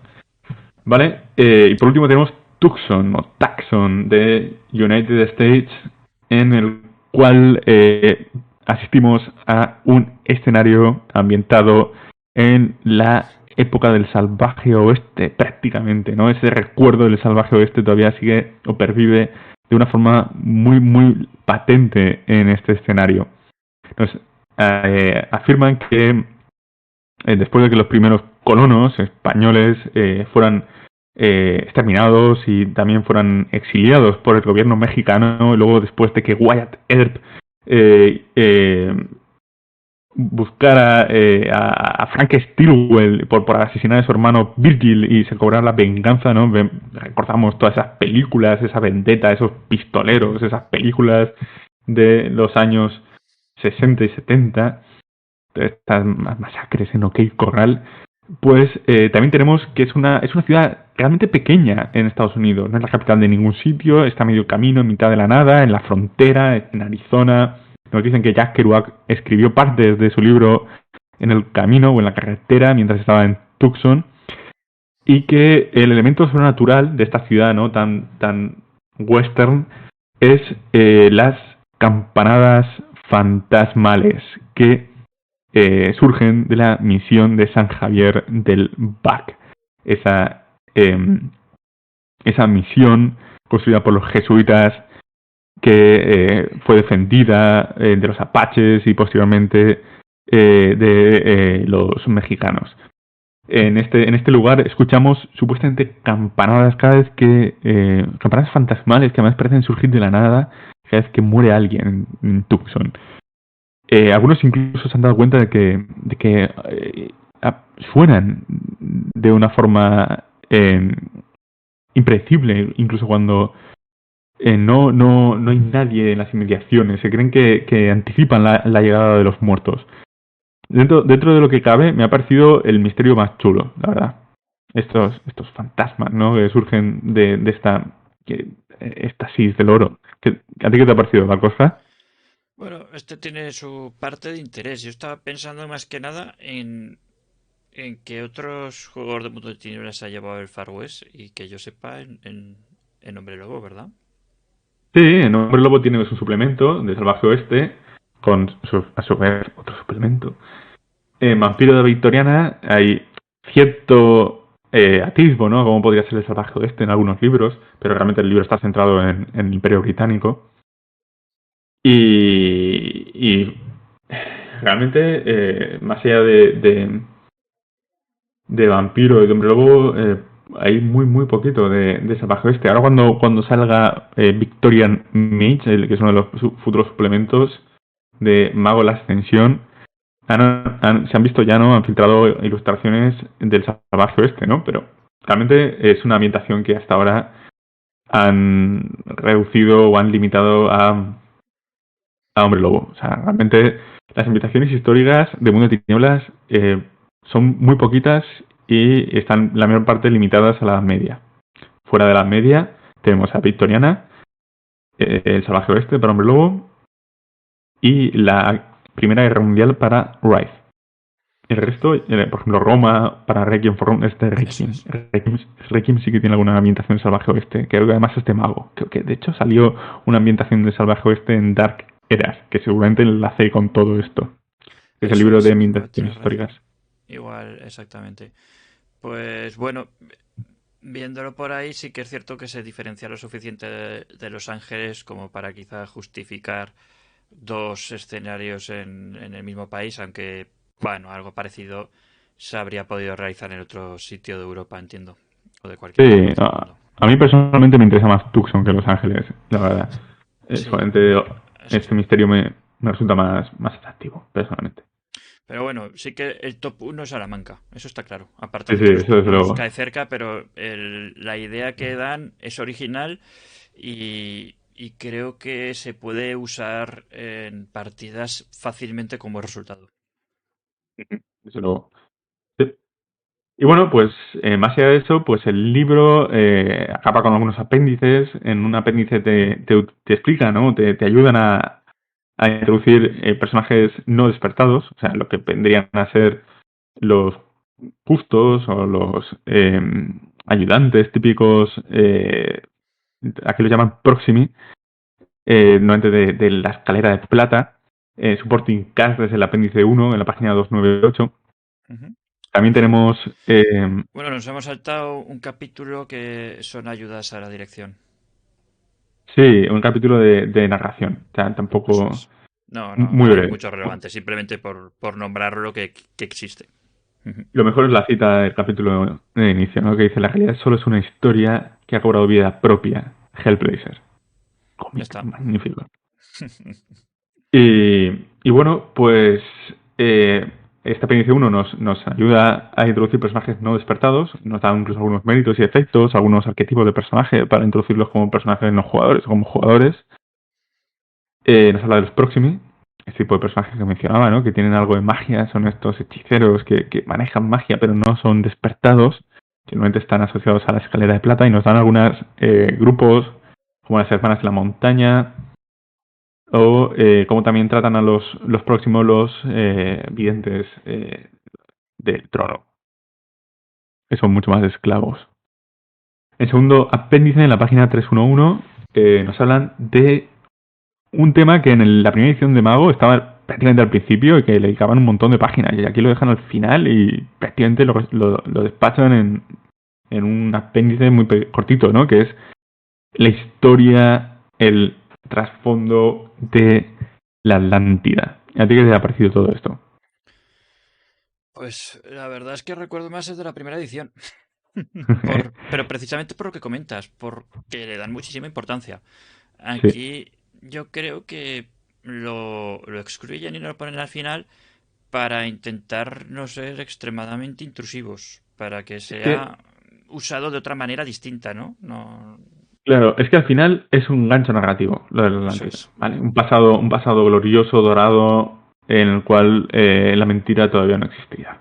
Pero Una posible explicación no un mítica. pilar tan Pero no es, fundamental del core como en el primero. Ujú. claro, no es algo que realmente vaya a aparecer en una partida. No necesitas dedicarle 20 páginas a explicar la historia de la Atlántida y cómo los magos se rebelaron contra otros magos y se Eso hizo es. una guerra, ¿no? Y De bueno, hecho, pues no aquí tiene referencias en el resto del manual. Prácticamente. Igual encontramos alguna, pero sí, sí, muy sí, contadas serían. lo han sacado prácticamente del juego y le digan aquí un apéndice de 3 páginas y ya está. O sea, no digan más y nos digan algunas ideas sobre cómo ellos ven que era la Atlántida. Nos ponen una cita de Neil Gaiman de los libros de la magia Correcto. y, y ya está. Para mí Luego, todo esto bien, ¿eh? Porque entramos en un territorio que es prácticamente legendario dentro del mundo sobrenatural y que creo que no se defina muy detalladamente es positivo. sí, sí, es como si en Manual de Vampiro, la máscara, te pusieran 50 páginas del libro, ¿no? Y dices, Correcto. Exactamente, es lo es mismo. necesario. Esta Ca- eh, época déjamela también abierta a interpretación. A, claro, a ver si yo la quiero jugar de una manera más concreta, menos concreta, o simplemente, pues, yo creo que es lo que sugieren aquí, simplemente no tenerla ni en cuenta. Si sale, sale, si no, no ahí pasa queda, absolutamente ahí nada. queda como un atisbo arqueológico para aquellos que Eso quieran es, introducirlo como un misterio. Ya está. eso Y el es. apéndice 3, que sería el último, creo, que es la página 314, es la lista de condiciones que se sumarían a las anteriores que hemos mencionado. Aún tenemos un 4 ahora lo veremos. Ah, vale. En la lista de condiciones tenemos ahí adicto, ciego, roto, amnesia, atado, Esto ya serían los humanos, deprivado. ¿verdad? Estas serían condiciones mundanas. Eso Cualquier es. tipo de condiciones no mágicas, como las condiciones que hemos visto antes. Estas son las típicas condiciones que tú te viene una baraja de cartas y cuando uno está discapacitado, ¿no? Por ejemplo, tenemos aquí una condición discapacitado, de repente pasas la carta al otro y dices, mira, ahora tienes esta condición, se te aplica hasta que encuentres una cura, o encuentres una solución. Y cuando encuentres una cura, tendrás un latido nuevo. Eso es, tendrás un nuevo latido. Y luego, pues, desde condiciones de un ámbito más mental, ¿no? Como por estado de fuga o inspirado, a condiciones más físicas. Ponen incluso culpa o sobornado o chantajeado, megalomaníaco, notoriedad. Algunas pueden ser incluso producidas por la paradoja, ¿no? Tú lanzas un hechizo y el hechizo tiene efecto, pero debido a la paradoja adquieres al abismo, ¿no? A las energías del abismo que van filtrándose, adquieres una condición. Y pueden ser, pues, cualquiera de estas. Y bueno, pues hay bastantes. De hecho, que hasta la página 325 son 10 o 15 páginas de condiciones. Y Sí, luego el último. a ver, Dime. al final, como son relevantes para el avance del personaje, pues también está bien tener ejemplos, yo creo, ¿eh? Sí, yo Pues, esto me lo haría, qué decir, me lo imprimiría o me sacaría las cartas o lo que fuera, porque lo veo bastante útil. Y lo, pues sí, porque además en otros juegos recuerdo que hay, bueno, recuerdo, normalmente hay menos, es que en esto ya hemos visto que hay una lista muy importante. Hay menos y hay veces que te dejan casillas en la ficha, ¿no? Si hay 5, por ejemplo, te ponen ahí casillas, tú marcas en el que estás y punto. Pero aquí sí, tener algún tipo de material como unas cartas puede ser de mucha ayuda y aparte para jugar en mesa sobre todo, ¿no? sí, sí, Queda totalmente. vistoso. Y ya está, luego hay una última apéndice que son unas guías de referencia, son algunas páginas de cómo reglas básicas, ¿no? De lanzar hechizos, de cómo invocar criaturas. Es que aquí tenemos parámetros que antes no hemos entrado en detalle ni vamos a entrar ahora, pero por ejemplo tienes el tiempo en el que se lanza el hechizo, que es que lo puedes cambiar desde que sea un ritual hasta que sea instantáneo, a coste de dificultad y demás, pero bueno, y el rango al que afecta, la potencia, duración, etc, etc. Claro. Y con eso ya realmente ponemos punto final a este repaso, a esta presentación que ya pues es bastante larga. Hemos dedicado más de 3 horas a esto. Así que, ¿a ti qué te parece, de forma general, concluyendo, Tenemos, perdona como anécdota, tenemos un índice de 20 páginas al final. ya el índice es larguísimo también, es larguísimo. Bueno, está bien, los índices Sí, necesitaríamos un índice de un índice, pero eso es otro tema. Eh, es mira, verdad, tío. sí, creo que es el más grande que he visto. Creo que más que en Ascensión. Y en Ascensión, es tremendamente. Bueno, vamos a dejarlo ahí que tenemos otro vídeo de Ascensión con GB que nos da otro punto de vista. Em, conclusión de despertar. Para mí, desde mi perfil de neófito en Mago, o de tener poca experiencia, de haber jugado un par de partidas y no haber dirigido nunca, me parece más concreto, condensado y mejor explicado que Ascensión. También me parece un juego más pequeño, siendo un juego importante, ¿eh? De un tamaño, quiero decir, con esto se pueden hacer crónicas de mucho tiempo sin ningún tipo de problema, pero es que Mago probablemente sea el juego más grande que conozco. Sí, sí, no, es luego, lo abarca todo, lo abarca La todo. Ascensión me refiero. Sí, el mago de la extensión abarca todos los géneros, abarca desde el cyberpunk a la magia callejera, a la fantasía más clásica, al noir. Es un juego que de hecho a veces resulta vertiginoso, ¿no? Por la cantidad de cosas que puede abarcar. Y demasiado, Yo esto tengo que que decir, disfrutamos también, sí, demasiado que te puede abrumar, ¿no? De decir, sí, ostras, es tan abrumador, grande. desbordante incluso, sí. Bueno, ya nos dijo GB, ¿no? Tú poco a poco, aunque juegues Sí, con 2 conceptos solo, pero empieza con eso, y ya vas apilando, eso es yo, sabiduría, sí. en comparación, eso es sabiduría, sí. En comparación, hay una cosa que para mí es una diferencia fundamental, o hay dos, mejor dicho, entre ambos juegos, entre Ascensión y Despertar.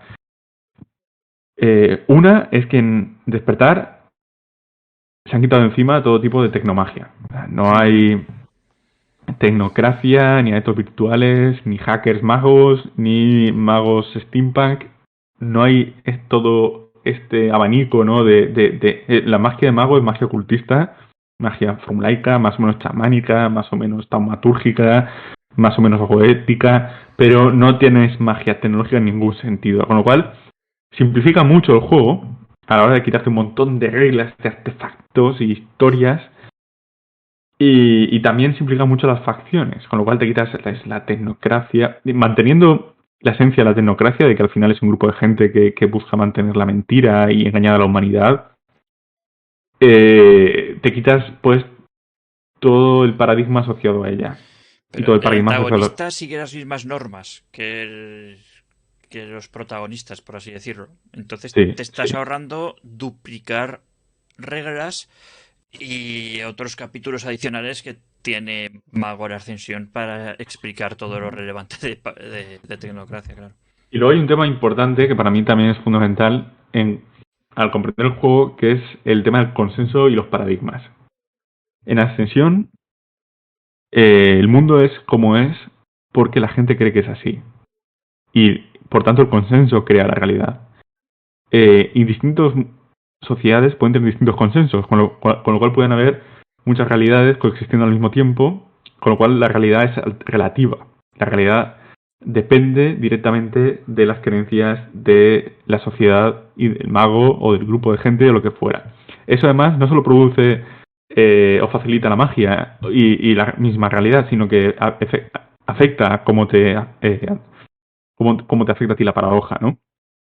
En, en despertar todo eso se lo han quitado encima. Y dicen, la realidad simplemente es una mentira, es falsa, es un engaño, una cárcel, una prisión en la que estamos atrapados, pero eso es así y es puramente objetivo. O sea, no es relativo a la hora de esto es más o menos así porque nosotros creemos que es así. Esto es así porque hubo una serie de exarcas, de dioses malignos, de brujos, archimagos, especialmente egoístas, que nos atraparon en esta mentira. Es Matrix, por así decirlo. Eso Y es. eso simplifica mucho, mucho, mucho el trasfondo del juego. Pero muchísimo. No os podéis imaginar a qué niveles eso simplifica. Por lo demás, mecánicamente, pues es un juego más pulido. Se nota, es un juego más sencillo, más pequeño. Sin llegar a ser pequeño, es un juego que reduce el foco. Y por eso quizás también sea más fácil de jugar con este libro. A mí, por ejemplo, que este libro tenga la mitad de longitud que el libro de M20, pues me congratula, ¿no? Porque es que el M20 me parece un ejercicio de puro barroco, de cómo recargar un libro con más y más contenido. Y me parece más accesible no solo por la longitud, ¿eh? Pero Sí, a sí. mí, Mago, yo lo digo muchas veces, Mago la Ascensión, Mago M20, se me hace durísimo de leer. Y aun pese al idioma, Uh-huh. me es más sencillo. Es durillo, sí, sí. No, M20 es muy, muy duro de leer. Por todas las divagaciones de Brucato al escribirlo. Eso es. Más allá de la comparación con Ascensión, olvidándonos de que existe otro juego que se llama Mago, que también lo venden, si tomamos el juego de Despertar como un juego independiente, para mí es un buen juego. Es un juego que merece la pena ser jugado, que merece la pena ser leído y que quizás hoy en día que hemos visto ya miles de juegos de fantasía urbana, contemporánea, ¿no? Tipo los libros de la magia, Hellblazer, pues no nos resulta especialmente original, pero que tiene cosas muy chulas y originales si no al menos en tema y atmósfera, en forma de jugarlas, como es el sistema de los arcanos. Me parece un sistema brillante y ahora brillante en Ascensión, pues aquí pues es un poco más. Un tema, Y eso es antes de todo. terminar, Justicar, te quería comentar si tenías tú la información de los suplementos que sacaron de este Uf, juego. sí, sí, sí. Sacaron un montón de suplementos. Muchísimo, muchísimo. Sacaron un suplemento por facción. Bueno, estoy hablando de la primera edición. En la segunda edición también Porque sacaron un la suplemento. compatibilidad es completa, perdona. No del todo, no es 100%. Pero sí que es bastante completa. En trasfondo sí, evidentemente. Pero el sistema de juego, en la primera edición, ni los legados, ni las experiencias, los latidos y los umbrales Sí, la existían. experiencia era distinta, sí. Ujú. Claro, hay diferencias importantes que a primera vista pueden no parecerlo, pero que sí que al sistema de juego producen una experiencia. O sea, incluso, a ver, al final son los arcanos son totalmente creativos, no hay una lista de hechizos, no es como cambiar las disciplinas de una edición a otra, pero sí que la forma de lanzar un hechizo he leído que se ve alterada, ¿no? Porque En primera edición de despertar tú simplemente te ponías a crear un ritual y acumulabas éxitos hasta que llegabas hasta lo que esperabas alcanzar, ¿no? Y aquí tienes que tener ya una imagen antes de lo que esperas y eso te modifica ya la tirada incluso antes de ponerte a tirar los dados. Y eso, en cuanto a los suplementos, pues hay una larga lista, no tan larga como la extensión, pero básicamente sacaron un suplemento por por cada facción, por cada orden, la escalera de plata, los guardianes del pelo, el Mysterium, etcétera, el concilio libre. También sacaron un suplemento por los videntes del trono, que fue el que les dio realmente color y profundidad. Antes no los conocíamos. En el primer libro apenas aparecen, en el primer libro de Mago el Despertar. Y luego sacaron un suplemento de Boston, que ya lo he mencionado. Sí. Un suplemento histórico que me parece muy interesante, que es Mago Mage Noir, ambientado en los años 40. Que aparte estuve mirando y el autor es el mismo que el de la segunda edición. O sea que me imagino que tendrán elementos en común. Y sacaron varios suplementos de aventuras que la verdad es que no me acuerdo de todos, pero hay bastantes. En segunda edición ya no tienen tantos, ¿eh? En segunda edición tienen... Más que nada me parece relevante porque, claro, uno de los motivos por los que estamos grabando estos vídeos, aparte de por el propio interés del juego, es por su próxima publicación en español. Y es por ver si podría ser una línea con un tamaño considerable o si... Sí, si quieren expandirla, pueden expandirla mucho. Yo por ejemplo, estoy viendo en la wiki, ¿no? de White Wolf, sí. tienen un suplemento de inicio que se llama Gloria Mundi, el libro que salió en 2005, la primera edición. También tienen la pantalla del narrador, el Boston Unveiled, Boston Desvelado, que es el libro nocturno que he mencionado, fue de los primeros en salir. Que, por ejemplo, sabiendo cómo suele funcionar la editorial que lo va a publicar, pues suele acompañar el básico de alguna aventura. Sí que hay. También tienes legados, un suplemento de legados, como he mencionado, que es Legacy de Sublime. También sacaron un suplemento de Chicago, crossover con Vampiro y como Nombre Lobo, que Chicago fue la primera... Siempre aparece, ¿no? Luego de suplementos, pues, como he mencionado, de distintas facciones, ¿no? Los Guardianes del Pelo. El tomo de las Atalayas. Secretos de un templo en ruinas. El reino de los exarcas, el libro de los misterios, otro libro de legados los antiguos. El concilio libre, el libro de los espíritus, tradiciones mágicas, el Mysterium, reinos astrales, que sería un suplemento de la sombra, de la umbra, un suplemento de la flecha adamantina, un suplemento de los desterradores, que serían los antagonistas que hemos dicho que buscaban aniquilar a todo tipo de magos, líneas de poder, grimorios de grimorios, la escalera de plata, buscadores de brujos, las llaves del tarot supernal, los dientes del trono, los invocadores. Este no sé lo que es. Abediu Cypher. Es una aventura. Que los que llevan SAS es Storypad Adventure System. Mage Noir, que salió en 2011. Atisbos de lo desconocido, que es un suplemento crossover, por lo que veo. También sacaron un suplemento llamado Imperial Mysteries, que me parece que va a ser suplementos para jugar por encima de Gnosis 5, o sea, para jugar con archimagos. Vale. Y entramos en segunda edición. De segunda edición, puramente, propiamente, solo hay, creo que 5 suplementos. Tenemos el de Reinos de los Exar... No, espérate. Tenemos Darkeras, que es un suplemento crossover, realmente es un suplemento de varios juegos. Tenemos Darkeras Companion, que es lo mismo, otros suplementos de varios juegos. Signs of Sorcery, Night Horrors, Nameless and Accursed, que es un suplemento de antagonistas. Tenemos otro suplemento de Darkeras, que es otro suplemento histórico. Hay otro suplemento que es crossover, que es una crónica tipo la crónica de Transilvania, que transcurre en varios libros, que permite enlazar con varias líneas de juego, que se llama la Crónica del Contagio. de la pandemia, y esa crónica ya empezaron a publicarla antes del coronavirus, no es que haya sido a raíz de esto. Y ya está, hay muy poquitos suplementos de segunda edición. O sea, que si realmente se quieren poner a publicarlos, los pueden publicar todos.